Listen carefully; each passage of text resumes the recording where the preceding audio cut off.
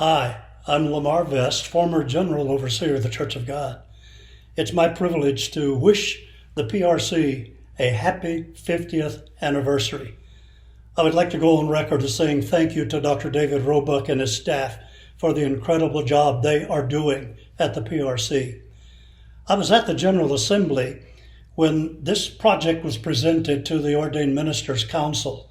I think it was voted on unanimously, one of the few things ever voted on unanimously at a general council.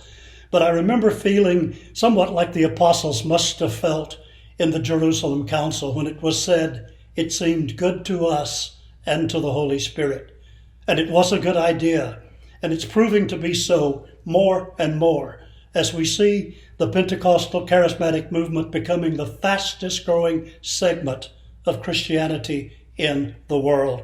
And thank God we are preserving that heritage for future generations. Thank you again, Dr. Roebuck, for the good job you are doing.